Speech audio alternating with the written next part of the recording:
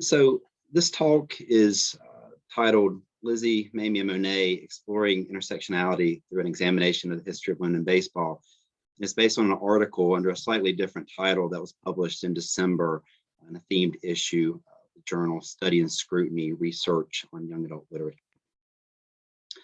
That themed issue focused on sports-related young adult literature and the intersection of culture, society, culture, and politics, excuse me. And it was edited by colleagues I've had the pleasure of working with extensively over the years, Dr. Mark Lewis from James Madison University and Dr. Luke Rodesala from Purdue University, Fort Wayne, with support from journal co-editor Craig Hill of the University of Oklahoma. My colleague, Dr. Danny Parker Moore, assistant professor of multicultural education in our Department of Education, will join me for a brief discussion after this talk. She came aboard as second author on this paper at a time when I desperately needed someone to take a critical look at my approach to the paper. She suggested that I interweave the concept of intersectionality, and that suggestion has made all the difference. As a privileged white cisgender man who grew up playing baseball primarily, but not always, with other young white men, the very act of writing this paper encouraged me to look closely at and question my own assumptions, certainties, and biases. While I'm proud of what I've learned and how I've grown from writing the paper I will share with you today, I recognize that I still have a lot to learn. As I begin to acknowledge the many scholars who have paved the way for this work, I do so connecting sports and literacy, from young and old authors such as Chris Crutcher, Walter Dean Myers, and Robert Lipsyte, to scholars such as Dr. Chris Crow at Brigham Young University, who wrote More Than a Game, Sports Literature for Young Adults in 2004. 10 years later, Chris was willing to join me, a novice first-year professor from Wake Forest University, in editing a themed issue of the English Journal called A Whole New Ballgame, Sports and Culture in the English Classroom, which led to what I like to think of as a mini revolution in English language arts education, where it is no longer considered taboo or anti-academic to connect students' extracurricular interests, including sports, with curriculum decisions and text selection. You might ask, why would a middle or high school English teacher need to talk about sports or sports culture? At its base level, a growing number of sports literature classes across the country demonstrate that thematic topics, much like we have for college courses here at Wake Forest, have great potential to interest students who might not normally be interested in the contents of English language arts. Through a critical literacy lens, which I will touch on shortly, we can see that while sports can engage students in numerous ways, the social culture of sports in American schools is filled with power and privilege that can be dangerous if left unchecked. And I believe there is no one better in secondary schools than an English teacher to invite students to think deeply and critically about the world around them. My research on the perils of academic teachers and athletic coaches with coaching orientations provides more than enough evidence to support this claim, and I'm proud of my literacy education colleagues nationwide, some of whom are in the audience today, who now connect sports with the fundamental aspects of English language arts, reading, writing, speaking, listening, and viewing, to challenge commonly held assumptions about how and why we do what we do with sports in American schools. Case in point, I'm excited to be part of a recently published edited book by an amazing scholarly team made up of Dr. Kathleen Garland, Dr. Katie Shepard Dredger, Dr. Crystal Beach, and Dr. Kathy Leogrand, called Stories of Sports, Critical Literacy in Media Productions, Consumption, and Dissemination. They and others have moved this work of connecting sports and literacy toward places I never could have imagined. And so with that introduction out of the way, I also want to thank Deans Brad Jones and Michelle Gillespie for inviting me to speak here today, and to Sarah Lafferty Simpson for organizing this year's Poteat lecture. Thanks also to my colleagues and students, past and present, in the Department of Education for their continued support. I'm humbled to be representing them here today and appreciate you all taking time to attend. And with that, I hope you enjoy this talk. He tossed her his glove. She caught it and held it like a dream that had dropped right out of the bright blue sky into her outstretched hand. She tossed the ball back to him, and then, slowly, as if it were a ceremony, she put the glove over her hand. She flexed it, held it up over her face and smelled it, then held it out again. She punched her right hand into it. "Throw me the ball," she said. Gary Schmidt, 2004, page 56. In 2015, I was invited to present an insight session at the 37th Annual Youngstown State University English Festival. Keynote speaker that year was Dr. Gary Schmidt, professor of English at Calvin College in Grand Rapids, Michigan, and author of the best-selling young adult novels such as Okay for Now, Wednesday Wars, and Lizzie, Bryant and the Buckminster Boy. Insight sessions are described as short presentations in which scholars and subject matter experts lead a discussion on a topic specific to one of the festival books. At the request of festival co-chair Dr. Gary Salvner, I focused my session on Lizzie, Bryant and the Buckminster Boy, a 2004 middle grades novel that includes sports as a means of belonging. During the festival, I had the privilege of working with some remarkable 7th, 8th, and 9th grade students who shared my interest in learning about sports and history, and I left Youngstown State University overwhelmed by my festival experience and enthralled by the story of Lizzie Bryant and the Buckminster Boy. As months turned into years, Lizzie Bryant Griffin became a character who stuck with me. Recently, I found an old interview in the English Journal where Alan Pace Nilsson, professor emeritus in the Department of English at Arizona State University and founder of the International Society for Humorous Studies, described the many tumultuous twists and turns in the book's closing chapters and acknowledged, "I will confess that I shed real tears as I finished the book, and I know it's not one I won't soon forget." Like Nielsen, I feel that same sensation today. For me, this talk represents 5 years of wonderment that I've been thankful to share with my colleague and co-author, Dr. Parker Moore. This inquiry process is what we want for our own students, from middle school students I work with at Paisley IB Magnet School to the pre-service undergraduate and graduate teachers here at Wake Forest, in hopes that they will become so inspired by a book that it motivates them to learn more, to dig deeper, and to ask critical questions about important social, culture, and political issues, connecting past and present while looking toward a future that requires careful reflection and moral perspective. Authors Norris, Lucas, and Prudhoe tell us that critical literacy views text as meaning-making as a process of social construction, with a particularly critical eye toward elements of the various historical, social, and political context involved. Meanwhile, Lewison, Flint, and Van Sluys, whose work appears here on the screen, is work I rely on frequently in my work with teachers. They provide a framework to encourage educators to consider 4 interrelated dimensions of critical literacy: disrupting the commonplace, interrogating multiple viewpoints, focusing on socio-political issues, and taking action and promoting social justice. Dr. Luke Rodeseiler and I have called on English language arts educators to consider inserting engagements of students into the framework of critical literacy. After all, where else would we expect for critical conversations about the societal emphasis we place on sports in K-12 schools to take place? Do we honestly think coaches, athletic directors, principals, and our parents will foster those shared conversations where students have a chance to deconstruct and redesign the meanings, values, and purposes of sports and sports culture? Realistically, I think not. So challenging students to read through the lens of critical literacy invites them to explore power dynamics in their readings of sport and society. In the book I co-edited with Dr. Rodeseiler, Developing Contemporary Literacies Through Sports, my friend and colleague, Dr. Wendy Glenn from University of Colorado Boulder, who herself has done important work on gendered expectations and selective identities in sports fiction and nonfiction for young adult readers, encourages students and teachers to evaluate sports literature through questioning the assumptions it holds, so teachers can help students generate, analyze, consider, and critique multiple interpretations and come to a more reasoned understanding of their own assumptions.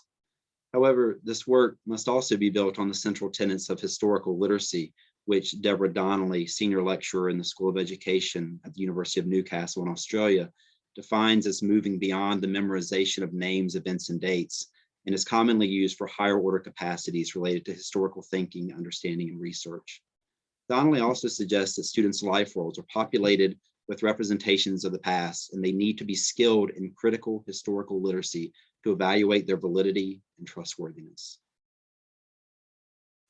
In their book, Teaching for Historical Literacy, Building Knowledge in the History Classroom, Matthew Downey and Kelly Long provide a popular framework to help educators get learning underway, build historical knowledge, and apply learning in the context of historical literacy. Aspects of their framework also guide our approach to historical and textual analysis in this talk. I want to begin, however, with Lizzie Bryant and the Buckminster Boy by Gary Schmidt, a novel that has the potential to engage students in critical conversations about timely aspects of American history while making connections to sports and sports culture, including the history of women in baseball. While certainly not a sports book, it is, in fact, through baseball that the book's characters first begin to interact and learn valuable lessons about racial, social, and political inequities and discrimination, which seems fitting since baseball is considered a sport that has historically and purposefully enforced race, class, and gender hierarchies. In this talk, I will invite you to explore issues of racism, classism, and sexism in baseball by thinking about the intersectional experiences of the fictional Lizzie Bright Griffin and the lived experiences of baseball players such as Mamie Johnson and Monet Davis. Gary Schmidt's adolescent novel, Lizzie Bright and the Buckminster Boy, a Newbery Prince Awards honor book, is a work of historical fiction that takes place in 1912 on Malaga Island, a poor interracial community founded by former slaves in the 19th century on the Atlantic coast near Phippsburg, Maine. First settled in the early 1860s on land considered undesirable at the time, people from multiple races married and lived peacefully on Malaga Island until the state of Maine evicted its residents in July of 1912, largely due to the racial prejudices and financial greed of Phippsburg residents. Newspapers at the time painted the islanders primarily as lawless criminal community who were an affront to the picturesque white Maine coast in the early 20th century. When Malaga Island community was eradicated by the town of Phippsburg, approximately 40 residents were forced to desert their homes, and at least 8 citizens were inhumanely committed to the Maine School for the Feeble-Minded, which was described in Schmidt's novel as an insane asylum, a place where people live in long wards tied to white iron beds, where there are strong nurses to tell them exactly what to do. Lizzie Bright and the Buckminster Boy tells us the story of Lizzie Bright Griffin, a Black preacher's 13-year-old daughter from Malaga Island, and Turner Buckminster, a white minister's 14-year-old son who has just moved from Boston to Phippsburg. The novel focuses on the blossoming relationship between Lizzie and Turner, during which time the audience bears witness to Lizzie's struggle for acceptance in a world that sees her as different and inferior. One day, as Turner was throwing rocks in the air, attempting to hit them with a piece of driftwood, Lizzie happens by and remarks, "Are you some kind of idiot?" In that moment, surprised by Lizzie's appearance as well as her comment, the heavy stone that Turner had tossed into the air hits him squarely on the nose, causing blood to gush everywhere. As he collected himself, Turner stood up, his head held carefully, and looked fully at her for the first time. He was surprised to find that he immediately liked her. In fact, he was almost shocked that he immediately liked her. He had never spoken to a Negro before. Gary Schmidt, page 46. The first interaction between the story's two protagonists in a baseball-like game would set the stage for a lasting, albeit unconventional, friendship. Together, Turner and Lizzie began to play baseball, despite the objections of Turner's father and the local townspeople, who protest Turner's friendship with the young Black girl.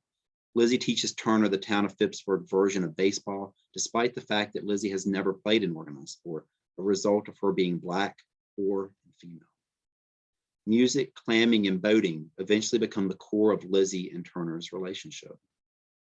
While baseball is never the central focus of the novel, it did serve as an inspiration for their friendship, and it was within these memorable moments together that Turner first found himself in awe of Lizzie's intellect, courage, and passion.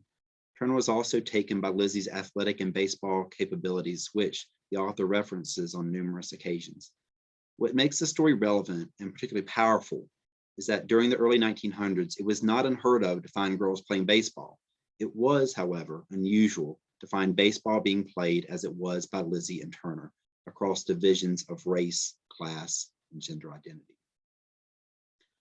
An abbreviated history of the women in baseball. Building historical literacy involves activating students' prior knowledge and checking for misconceptions. Most students may not know much about the history of women in baseball, and to understand this history, you must first understand how women were viewed in 19th century America. In her book, 1993 book, Women at Play, The Story of Women in Baseball, Barbara Grederick tells us that women did not have the right to vote, could not own property after marriage, could not divorce, and could not receive an education. They were not permitted to dress in functional clothing or engage in competitive games. An axiom of the times was that a woman's name should appear in print but twice in a lifetime, when she married and when she died. Certainly not when she graduated from college, and positively not when she drove in a game-winning run. Indeed, baseball was a sport that has been considered, and I quote, manly throughout its history. Young adult white women in the United States first began organizing baseball games at Vassar College as early as 1866, just after the Civil War, which led other college women and later wealthy country club women to organize games of their own, although these games were regularly viewed more as social events and exercise rather than competitions. The first professional women's team is often considered to be the Dolly Vardens, a team of 9 Black women from Philadelphia, formed in 1867. The first known series of women's exhibition games is said to have taken place in 1875 in Springfield, Illinois, between, and I quote, the blondes and the brunettes. It was more of an entertainment spectacle than a competitive baseball game. This group of white women dressed to display their femininity and wholesome appearance while making money for their male promoters and owners until the mid-1880s. Years later, from the 1890s to the 1930s, women began playing baseball throughout the United States, despite objections from some of the most powerful men of the era, including Albert G. Spalding, a professional baseball organizer and founder of a prominent sporting goods company, who is credited with establishing the myth that Abner Doubleday invented baseball to, and I quote, save the sport from being associated with anything English. According to educator and sociologist Gay Burlage in her book, Women in Baseball, The Forgotten History, Spalding felt baseball was too strenuous for women, but welcomed them as fans, something he considered a passive activity that didn't threaten the sexual order, despite the fact that the earliest accounts of English immigrants playing baseball did not involve segregation by sex. The first traveling baseball teams to include women became known as the Barnstorming Bloomer Girls. These club teams did actually tour the country, sometimes playing men's teams, often with up to 3 men on their own teams dressed as women. These teams, including legendary, highly skilled athletes such as Maud Nelson and Lizzie Stride Arlington, who could pave the way for other talented baseball players, including Lizzie Spike Murphy, who was known as the Queen of Baseball, Babe Didrikson, and Jackie Mitchell. In her research on the history of women in baseball, Barbara Gregorich tells us that by the mid-1930s, corporation and community groups began promoting softball, a game that was considered significantly less expensive and less difficult to play to women across the country. Bloomer Girl baseball gave way to softball, to the dismay of many women with aspirations of someday playing baseball at the highest level. In 1942, with young men in the United States being drafted into the Army to fight in World War II, Philip Wrigley, owner of the Chicago Cubs, set up a committee tasked with finding a solution for keeping Major League Baseball alive. A year later, in 1943, the All-American Girls Professional Baseball League was established and would employ approximately 600 women during its time. Female baseball players were made to attend charm school and learn how to apply and wear makeup, how to sit, how to walk, how to stand, and how to say ooh with rounded lips, says Gregorich. Worse, the players were required to wear skirts so short that when a player slid into base, she bruised or abraded her skin on the hard ground. At no point in history have male baseball players ever been saddled with similar expectations or playing conditions. The league, which survived until 1954, was made up entirely of white women, except for a small handful of Cuban players, due in part to a spring training site in Havana, Cuba. Black women were not permitted to participate in the All-American Girls Professional Baseball League. Experiences of Black women in baseball. Two important components of fostering historical literacy are building factual knowledge and analyzing perspectives, which is what students begin to do when they learn more about the experiences of Black women in baseball. In the late 19th and early 20th centuries, Black women began organizing themselves to play the sport. The earliest cited baseball clubs included an 1883 team in Philadelphia and a 1908 team from Springfield, Ohio, that attempted to start the Colored American League for Girls. Individual Black women also attempted to play on various men's teams over the years, including Pearl Barrett for the Havana Red Sox in Cuba in 1917 and Isabel Baxter for the Cleveland Giants in 1933. However, it was Tony Stone, Connie Morgan, and Mamie Peanut Johnson who earned extended playing time in the Negro Leagues, an organized league for Black players that was formed in 1920. Like previous iterations of women in baseball, the incentive of signing female baseball players was to get fans, said Ray Doswell, curator of the Negro League museums in Kansas City. But it's not like they could get just anyone off the street. Toni Stone was the first Black woman to join a Negro League baseball team in the late 1940s, when she replaced legendary former second baseman Henry Hank Aaron on the Indianapolis Clowns. Stone spent a single year in the Negro Leagues, playing a total of 50 games and batting a respectable .243. After Stone left the Clowns, she would be replaced briefly by Connie Morgan, who had previously played for 5 seasons as a teenager on an all-girls baseball team in Philadelphia. But it was Mamie Peanut Johnson, a 5'4" starting pitcher who, at the age of 19, would become the best-known female player of her generation after previously being refused an opportunity to try out for the All-American Girls Professional Baseball League 2 years earlier based on the color of her skin. Johnson played from 1953 to 1955 with the Clowns, a team with a highly entertaining yet sometimes unpopular history of gimmicks, including spectacles that some refer to as gags, gals, and clowns. According to Amira Rose Davis in No League of Their Own, Baseball, Black Women, and the Politics of Representation, pictures and profiles of each woman appeared regularly in the Laugh book that would associate them with the other sideshows or entertainment acts. Despite criticism of the team's antics, the Clowns were an important team in the history of Negro Leagues, signing highly skilled players, including Mamie Johnson. Initially inspired by Jackie Robinson, who broke the Major League Baseball color barrier and began his career with the Brooklyn Dodgers in 1947, Mamie Johnson had dreams of playing in the major leagues, as she compiled a 33-8 record as a pitcher and a .270 batting average as a hitter with the Clowns before stepping away from the game to care for her young son. While all 3 women, Stone, Morgan, and Johnson, were viewed to some as stars in the league, men did not always recognize them as athletes. Male players primarily kept quiet if they disapproved of their female counterparts, mostly because they recognized the women were an important attraction at a time when the Negro Leagues were struggling for revenue. Johnson, Stone, and Morgan's time in the league was not always pleasant, as they were physically and verbally harassed by their male teammates, mocked and ridiculed by the baseball media, and sensationalized and capitalized on by their owners and managers.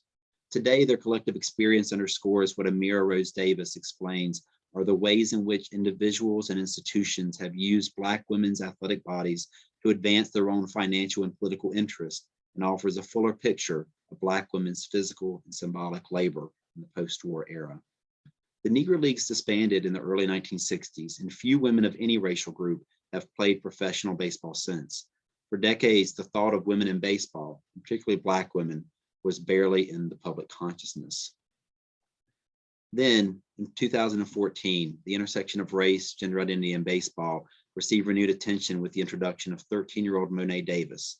At the time, Davis was an 8th grader who played for Philadelphia's Taney Dragons.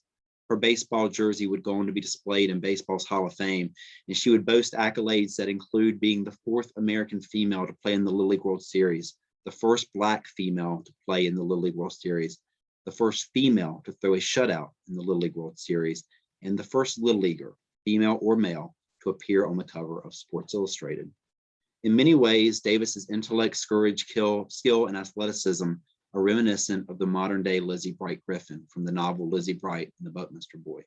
And those traits invite readers to conceptualize what it has taken for generations of women to overcome the racial, social, and political strife of modern-day America, including issues of racism, classism, and sexism in baseball. As we disrupt the commonplace, one way we do that is to focus on intersectionality.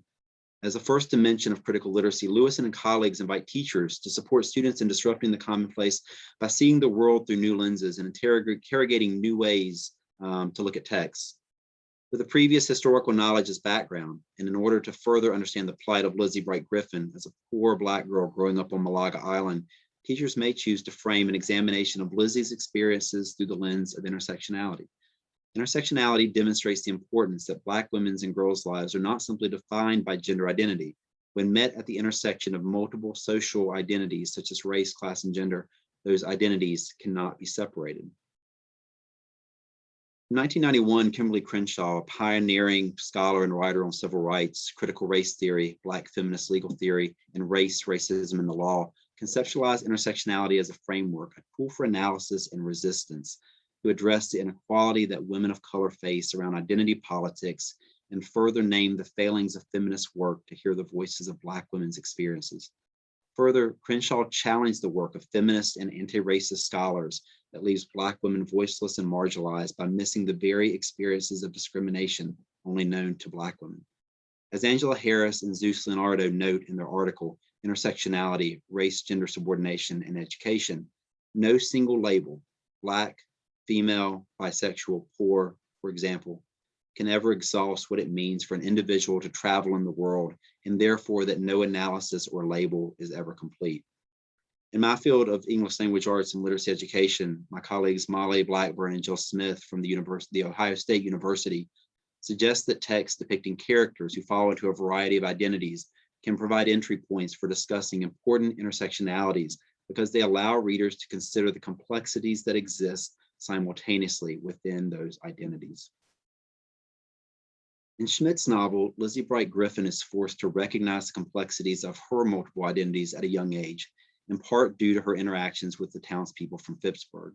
Throughout the story, Lizzie's focus on the differences between Turner and herself tends toward race, such as when she exclaims late in the story, "Turner, you can never look at things straight. Look at me. No, look at me. Look at my skin. It's black, Turner. No one in Phippsburg is going to let someone with skin as black as mine live with them." When the reader is asked to engage with Lizzie as a baseball player, however, they are forced to reckon with her collective identities as a poor black girl from Malaga Island.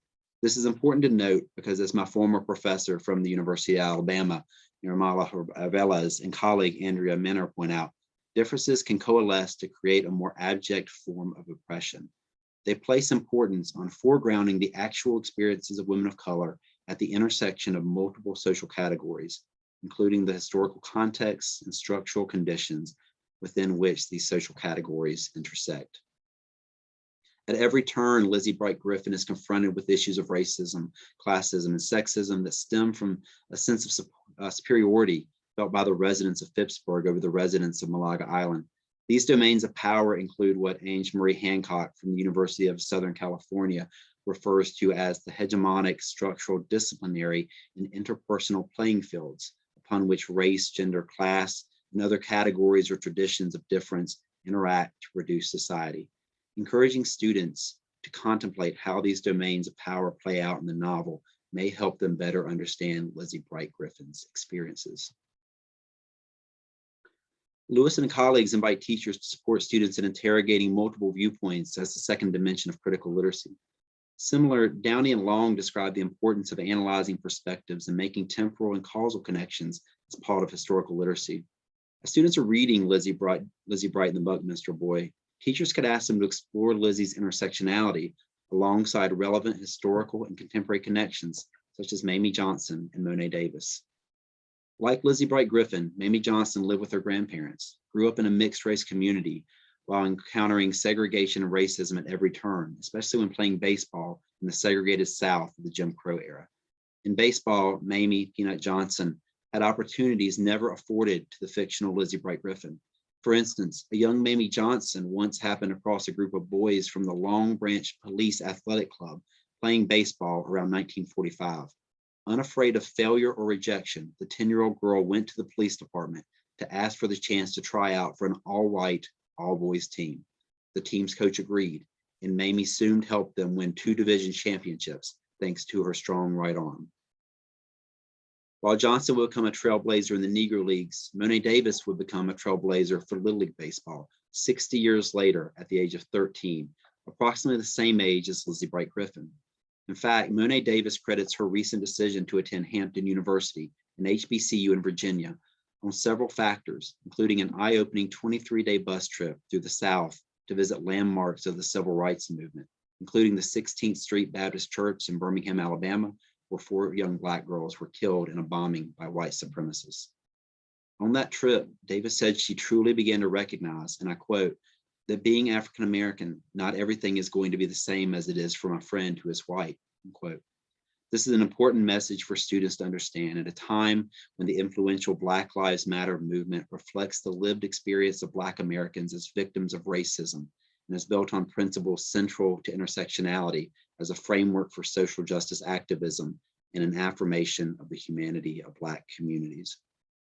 Although Mamie Johnson and Monet Davis experience in different eras of baseball may be viewed by some as positive markers of their respective time periods, baseball was and continues to be what educator and sociologist Gabe Burlage calls the great assimilator of the masses. As women are rarely allowed to participate, and the sport often provides greater access to the wealthy.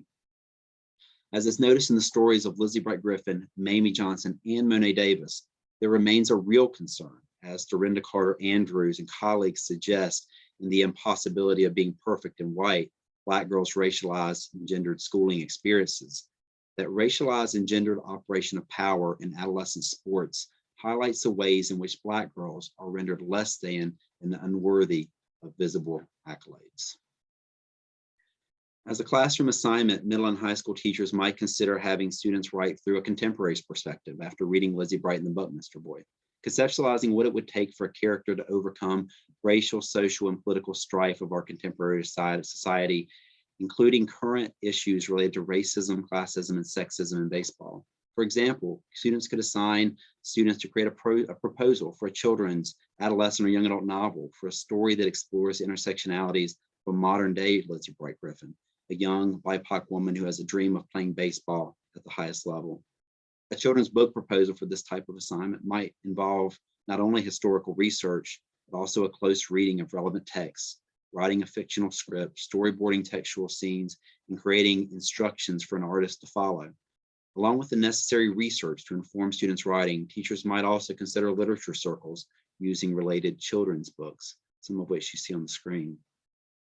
When creating a proposal for an adolescent or young adult novel, on the other hand, students would be charged with brainstorming and writing about the book's genre, plot, settings, characters, conflicts, and themes. Their research may involve reading related novels for adolescents and young adults. These texts would not only be beneficial for considering a book proposal, but also for allowing students to think deeply about the intersectional experiences within the sport of baseball. Focusing on socio-political issues, girls in Little League Baseball. And I must say, this was one of the more eye-opening parts of the research I did on this topic. As the third dimension of critical literacy, Lewison and colleagues invite teachers to support students in interrogating how socio-political systems and power relationships shape perceptions, responses, and actions. One particular issue might interest students is in relation to Little League Baseball. Generations of young girls, both Black and white, have never had a chance to play organized baseball, in large part due to the politics of youth baseball. In 1939, Little League Baseball was established for 8 to 12-year-old boys to promote citizenship, sportsmanship, and manhood. In a ruling known as the Tubby Rule, named after 13-year-old Kay Johnston, who played baseball under the male alias Tubby Johnston, Little League Baseball officially banned girls from participating in 1950. That decision was maintained until 1974, when the New Jersey Supreme Court upheld a Superior Court ruling that allowed girls to play baseball after a young girl named Maria Pepe was kicked off her local team. Undoubtedly, there have been advances for women in baseball. However, despite the advent of Title IX in 1972, 2 years before that Supreme Court ruling, Albert Spalding's separatist beliefs from the early 1900s still ring true in baseball more than almost any other sport, including football, despite not being, as Professor of Political Science Jennifer Ring from the University of Nevada, Reno acknowledges, a contact sport where size has a direct influence on playing ability. Almost a half century later, defenders of boys-only Little League Baseball still serve as gatekeepers through rhetoric about protecting young women from the so-called violent physical contact of the sport. Today, more young women than ever are playing Little League Baseball, though, and some are even playing middle and high school baseball. Further, the United States has sent a national team to every Women's Baseball World Cup since 2004.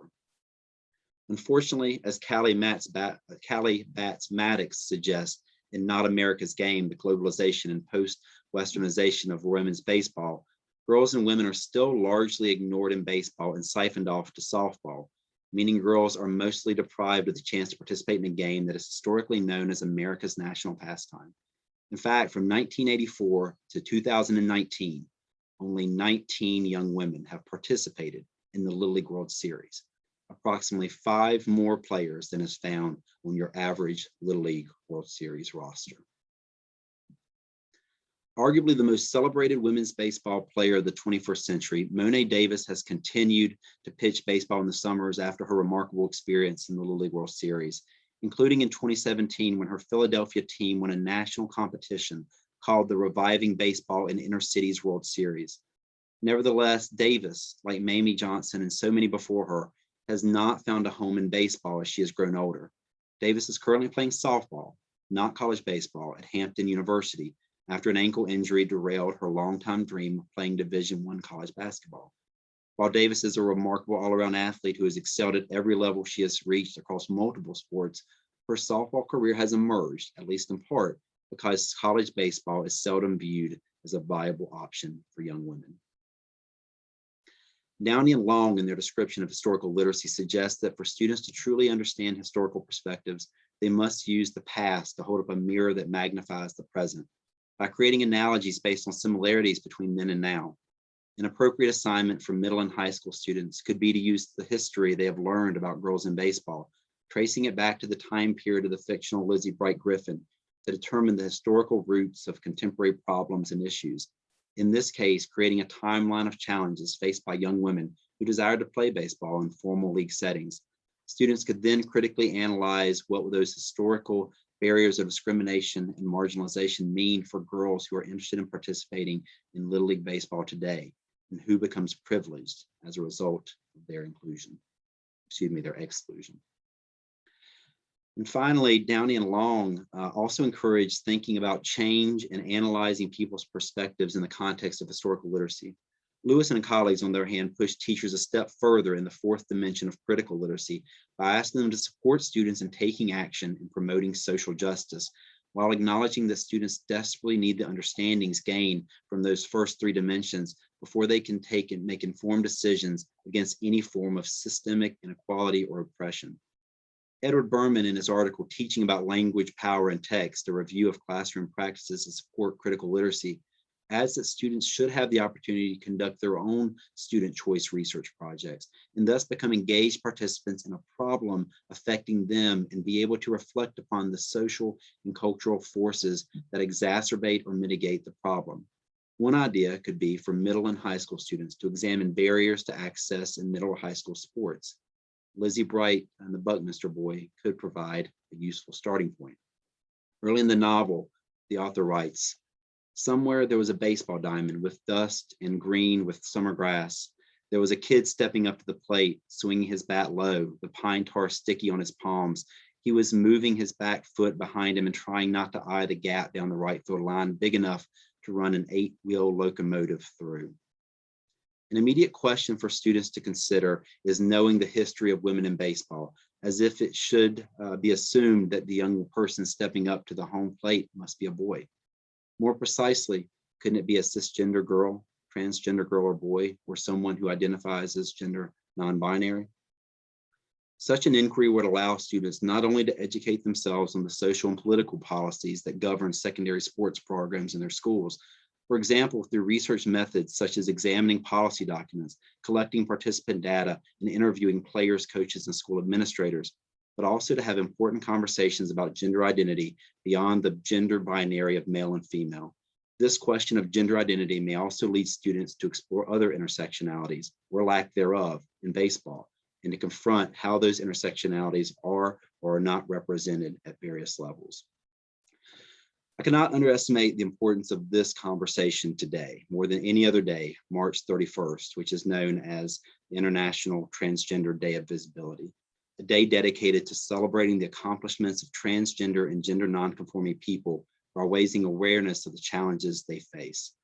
Clearly, I've detoured from my original paper here, but I would be remiss not to comment on the state legislatures across this country that have filed anti-trans bills, including some that prohibit teaching about trans people in history, and many that discriminate against trans athletes out of an abundance of their own ignorance and fear. One such bill that is currently in the North Carolina House and mirrors others across the country is called, and I quote, Save Women's Sports Act.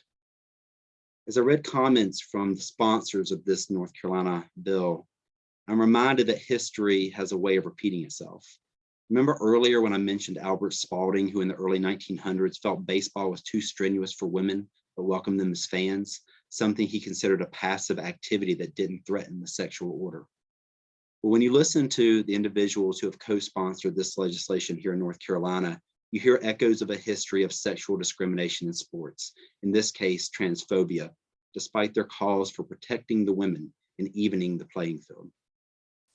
Having recently written publicly in the Winston-Salem Journal about bigoted attacks on public school teachers by one of the primary sponsors of this North Carolina bill, I can say with some certainty that similar voices, a who's who of mostly old, white, male House conservatives, are rarely, if ever, the ones I hear pushing back on interscholastic, intercollegiate, and professional sports organizations. And I'm paraphrasing professional soccer legend Megan Rapinoe here, that continue to harm women's and girls' sports through a lack of funding, resources, and media coverage, and despite the realities of sexual harassment and unequal pay. The fact that these are the men who believe they will save women's sports would seem outlandish if it wasn't so tragic. As part of the students' research on the intersectional experiences of baseball players, students might learn that in 2008, Major League Baseball honored former African-American players who had previously been excluded from playing in the major leagues. And among them was Mamie Johnson, who died almost 10 years later at the age of 82. While that honor was an important recognition for a worthy historical figure who was never able to fulfill her dreams of playing Major League Baseball, it also laid bare the fact that America still awaits its first female baseball player at the highest level of the game. Some believe that player might be Little League World Series hero Monet Davis, but her transition to softball, like so many women before her, make a future in baseball questionable at best. As National Public Radio recently noted, Major League Baseball is staring down a gender problem. According to Ring, equally troubling is the public invincibility of American girls of all races who must play beneath the radar, underground, until someone really integrates the national pastime. Ring adds that professional baseball must confront a history of powerful white men who have created a culture of exclusion that must be enforced institutionally to ensure that the national game remains a man's game. This historical legacy has resurfaced recently with news of Kim Ng shattering a glass ceiling in Major League Baseball by becoming the first woman and first Asian American hired as general manager for a Major League Baseball organization. In the past few years, we have also seen Alyssa Nakken become MLB's first Major League coach, Rachel Balkovic and Rachel Folden become hitting coaches for Major League organizations, and Andrea Hayden become the first women's strength and conditioning coach in Major League Baseball. While these may be steps in the right direction, the history of baseball tells us we should be skeptical of viewing these hires as trends. Nevertheless, with these stories as context for critical conversations about inequities in baseball, middle and high school students may have the opportunity to take action and promote social justice by actively exploring issues of hegemonic masculinity that seek to legitimize a culture of exclusion on baseball and other athletic teams within their own schools and communities. To conclude, let us circle back to where we began. Just like Mamie Johnson and Monet Davis, Lizzie Bright Griffin's dreams went beyond playing baseball, which is accounted for in one of the book's most iconic moments. Lizzie Bright Griffin, do you ever wish the world would just go ahead and swallow you whole? Sometimes I do, she said, and then she smiled, but sometimes I figure I should just go ahead and swallow it. And as she held her arms out wide as if she would gather it all in, and for a moment, Turner had no doubt that she could. Gary Schmidt, page 49. To think that Lizzie Bright Griffin might have been able to light out for the territories as Turner Alston dreamed of doing was simply not likely for a poor Black girl from Malaga Island in the early 1900s. However, if Lizzie lived today in Phippsburg, Maine, it is worth considering which opportunities she would have and which barriers she would face in trying to play baseball alongside her friend, Turner. This is a topic worthy of deliberation in English language arts, social studies, or humanities classrooms, because the next generation of young people deserves the chance to participate in baseball or any other sport they choose, even if their names are Lizzie, Mamie, or Monet. Thank you.